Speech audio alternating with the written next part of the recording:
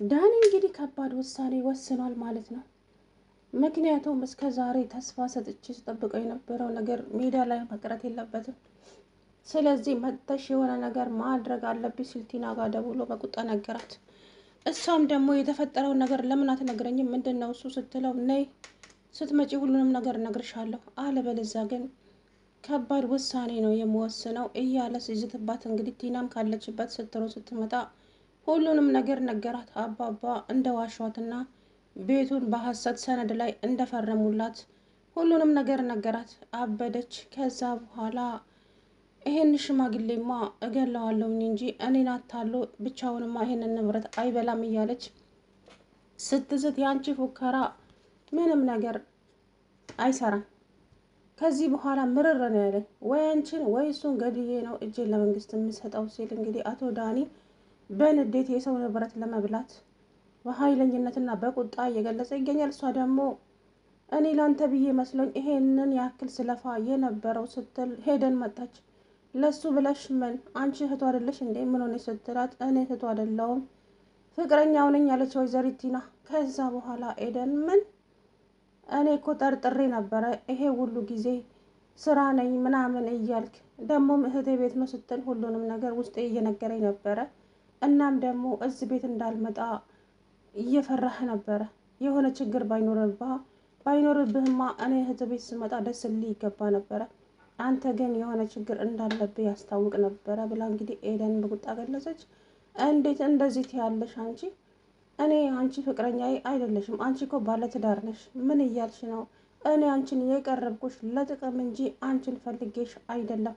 በጭራሽ መቼም ልፈልግሽ አልችልም። እሺ አንቺና ኤደን በምንም አትገናኙም። እስኪ ራስሽን ተመልከቺ።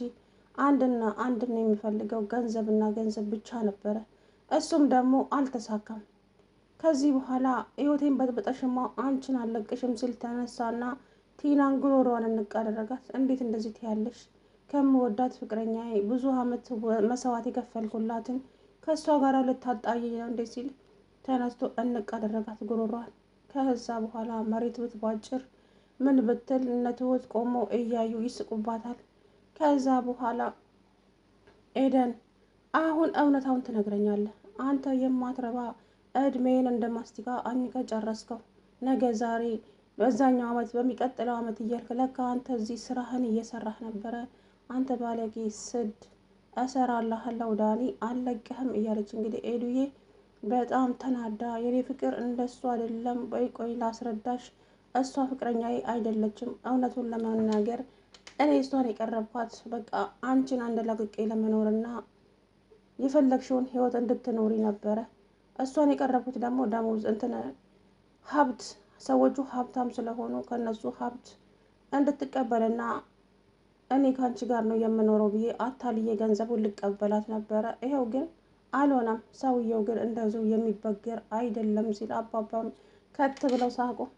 አየህ እበላለሁ ሲባል መበላት አለና እኔ እኮ ወጣት ነህ ስራ፣ አንተ በወጣትነት እግርን አጣምረ እየሰራ እየተቀመጥክ፣ እኛ ደግሞ ሽማግሌዎቹ በዚህ እድሜያችን እየሰራን እየገባን ለእናንተ እናበላችኋለን። ለምን ሲባል አንተ እኮ ገና ነህ፣ ልጅ ነህ፣ እንደፈለገ አገላብጠህ ሰርተህ ሀብታም መሆን ትችላለህ። ግን ደግሞ ሳትሰራ ቁጭ ብለህ ገንዘብ ከሰማይ አይወርድልህም።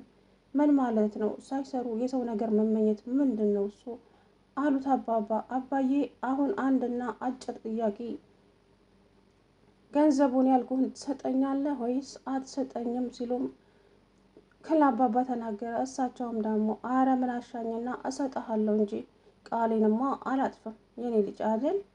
ምን ላድርግ ብለን አባዬ፣ በዚህ ዘመን እኮ አጭበርባሪና አታላይ ስለበዛ ነው። እሱማ የታወቀ እኮ ነው። ሌላው የሰውን ሚስት ያማግጣል፣ የበላበትን ወጪት ይደፋል። ሌላው ደግሞ ብቻ ብዙ ነገር እንኳን መናገር አልፈልግም ልጅ ዳኒ። ለማንኛውም በዚህ ጉልበትህና በዚህ እድሜ ሮጥ ብለህ ብትሰራ ነው የሚሻለው። ከዛ በኋላ ፈጣሪን እየሰራህ ብታመሰግነው እሱ ደግሞ የበለጠ ይጨምርልሃል። ግን ተቀምጠ የሰው ንብረት መጣልኝ ሄደብኝ እያልክ ከምትሰቃይ የራስህን የላብህን በምታገኘው ነገር ደስተኛ ሆነ እንድትኖር ተነስና ሮጥ ብለህ ስራ አሉት። አባባም ቅስሙን ስብር አደረጉት። ከዛ በኋላ እንዴት ሽማግሌማ የሆነ ነገር አቅዷል አይደል? ገንዘቡን ላይ ስጠኝ ነው። እኔማ አልለቀውም፣ ገድየውም ቢሆን ይሄንን ንብረት እወስዳለሁ እንጂ እንደዚሁማ ባዶ እጄን አልወጣም ከዚህ ከቤት እያለ እንግዲህ ዳኒ ይፎክራል። ከዛ በኋላ ትሁት ጋር ሄደና ትሁት አሁን አንድ ጥያቄ እጠይቅሻለሁ፣ በስነ ስርዓቱ ሳትሳደቢ ሳትስቂ መልሽልኝ አላት። እሺ ምንድን ነው? እሞክራለሁ ላለመሳቅ ስትለው አባዬን ብር ጠይቄው ነበር። እሺ እና ሰጠክ? አይ አልሰጠኝም። ስንት ብር ነው የጠየቀው ስትለው 400 ሺህ ብር 4 ሚሊዮን ብር ስላት እሷም ከት ብላ ሳቀችበት። ታዲያ ምን ያስቅሻል ትሁት? የምሬን እኮ ነው። አይ እንደው ድፍረት ገርሞኝ እኮ ነው። በጣም ይገርማል ዳኒ ግን እንዴት ነው ነገሩ አለችው። የምሬ ነው። አይሰጠኝም። እኔ ምን አውቃለሁ ታዲያ? እኔ ጠንቋይ አይደለሁ። በምን አውቃለሁ አለችው። ከዛ በኋላ ለነገሩ አንቺን መጠየቅ እኮ ተሳስቻለሁ። አንቺ እኮ የእነሱ ቀኝ እጅ ስለሆንሽ እውነታውን ብታውቂ እንኳ አትነግሪኝም።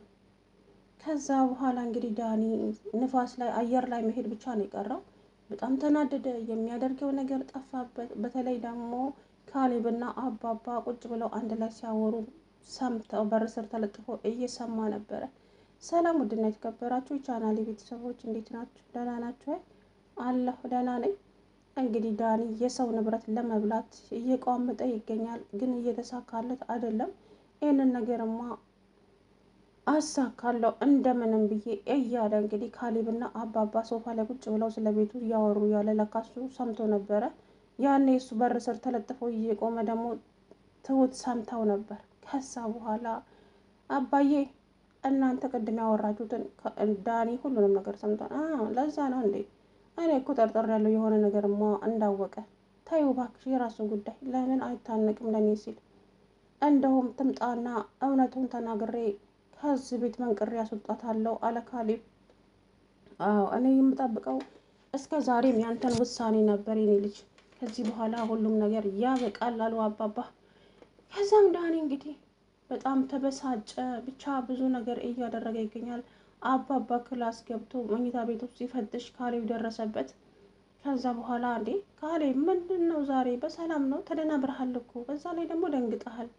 ምን እየፈለገ ነው ሲለው አይ ምንም በቃ ግባ አንተ ብሎ ጥሎ ወጣ ቤቱን። አይ ይሄ ልጅማ ጤነኛ አይደለም አባዬ። ዳኒ ቅድም መኝታ ቤት ገብቶ እኮ ሲፈትሽ ነበረ። ተው ይፈትሽ፣ ምን አባቱ ሊያገኝ ነው ብለህ ነው? እኔ ሞኛ አይደለው ቤት ውስጥ ማስቀምጠው አሉ አባባ። ከዛ በኋላ እሳቸውም ተንኮላቸው ቀላል አይደለም እና ሶፋ ላይ ገደም ብለው ዋነኛውን ቁልፍ መክፈቻውን እጃቸው ላይ ይዘው ያንኛውን ቁምሳጥኑን የማይከፍተውን ጠረጴዛ ላይ ቁጭ አድርገውት ነበረ። ከዛ በኋላ በአንድ አይናቸው እያዩት እሱ መጣና ቁጭ አለ አጠገባቸው ዳኒ። ከዛ መተኛታቸውን አረጋገጠና ቁልፏን ሳብ አደረገና ወደ መኝታ ቤት ሄደ። በሱ ቤት እንግዲህ ቁምሳጥኑን ከፍቶ ሰነዱን ሊወስድ ነበረ።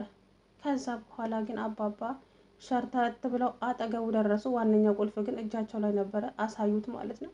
እንግዲህ በዚህ ደረጃ መውረድና በዚህ ደረጃ ለሰው ሀብት ያልተሰራበትን ለመዝረፍ እንግዲህ ሲኳትን ይገኛል ማለት ነው። ግን እየተሳካለት አይደለም። መቼም አይሳካም የሰው ነገር የሚመኝ ሰው በነገራችን ላይ ና እሳቸውም ደግሞ እንግዲህ እንደ ጉዱ ነው ያለው። እኔማ እንደዚህ ልጄ ላይ እንደቀለዱ ሁለቱም ለእያንዳንዱ ነገር ዋጋ አስከፍላቸዋለሁ። እኔ ከበደ አይደለሁም፣ የምሬን ነው የምለው። እስከ ዛሬ ግን በትዕግስት ይዣቸው ነበር፣ እነሱ ግን ምንም አይወድላቸውም። ስለዚህ ለእያንዳንዱ ነገር ዋጋ አስከፍላቸዋለሁ እያሉ አባባ። ከዛ በኋላ እንግዲህ ትሁት አንቺ ብቻ ራስሽን ጠብቂ፣ አሁን ከባድ ጦርነት ይነሳል እዚህ ቤት። ስለዚህ ራስሽን ተዘጋጅተሽ መጠበቅ አለብሽ፣ በምንም እንዳትዘናጊ። ምክንያቱም በምንና እንዴት እንደሚያጠቁን ስለማናውቅ ቤቱን በላቸው ላይ አቃጥዬ ነው የሚሄደው እንጂ እንደዚህማ አለቃቸውም እያለ እንግዲህ ይፎክራል ማለት ነው ዳኒ። አባባም ይሄንን ሰምተው እስቲ እንግዲህ እናያለን እያሉ እሳቸውም በአይነ ቁራኛ እየጠበቁት ይገኛሉ። ካሌብም አሁን ላይ ስራ እየሄደ አይደለም፣ ምክንያቱም መጠበቅ ስላለበት ሽማግሌውን እነሱ የሆነ ነገር እንኳ ቢያደርጉት ችግር ስለሚፈጠር አይሄድም ማለት ነው። ቲናም እንግዲህ ወይኔ ቲና እንደው በደረቁ ነው ስለፋ የከረሙት። ዞር በይ እባክሽን አንቺ መጀመሪያውኑ ነግሬሽ ነበረ እኮ አንቺ ቀጥታ የገባሽ እኮ ወደ ተንኮል ነበረ። ስራችንን በአግባቡ እንስራና ከዚህ ቤት እንጥፋ ስልሽ፣ አንቺ ግን ሰውየውን ሽባ ማድረግና በመድኃኒት ማደንዘዝ ነበረ ስራሽ። ይሄ ታዲያ ምን ሆኖ ትርፋማ ያደረገሽ? ጭራሽ ይኸው ሰውየው ሁሉንም ነገር ስለሚያውቅ አንቺ ላይ በተራሽ እየተጫወተብሽ ስለሆነ ነው። አየሽ አይደለ?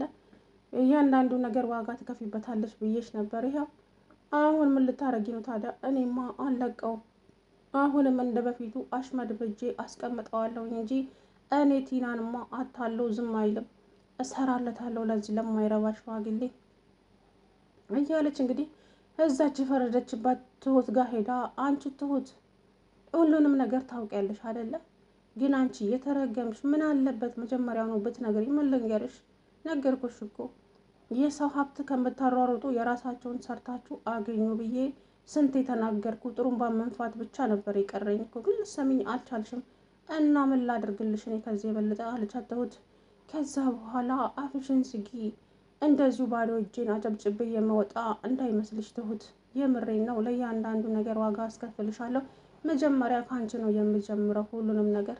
ከዛ በኋላ ሁለቱን አባትና ልጅ አንድ ላይ አጋይቻቸው እሄዳለሁ እንጂ ከዚህ ቤትማ እንደዚሁ ዝም ብዬ አልሄድም እያለች ስትፎክር፣ እባክሽን ቲና፣ እስከ ዛሬም ስትፎክሪ፣ እስከ ዛሬም አባዬ ላይ ስታደርግ ለኖርሽው ወደ ፈጣሪሽ ተመለሽና ፈጣሪን ይቅር በለኝ በዩ። አየሽ ተንኮለኛ ሰው ተንኮሉ እራሱን ነው ጠልፎ የሚጥለው። ግን እስካሁን ብዙ አድርገሽዋል። አባዬን በጥፊ መተሽዋል፣ ውሃ ጨምረሽበታል፣ ሽባ ልታረጊው ነበረ። ግን ብዙ ነገር ያ ነገር አልተሳካልሽም። አባዬ ደግሞ እያንዳንዱን ነገር አውቋል። እና ታዲያ እኔ ደግሞ አባዬ ይሄንን ነገር ካወቀ መጨረሻችሁ አያምርም ብያችሁ አልነበረ? ይኸው እሱም ለእያንዳንዱ ነገር አሁን ዋጋ እያስከፈላችሁ ይገኛል። አንቺ እንደው ማን ይሙት እንዴት ቤትን ያክል ይፈርምልኛል ብለሽ ትጠብቂ ነበረ? እኔ ድፍረትሽ ራሱ ሳላደንቀው አላልፍም አለቻት ትሁት።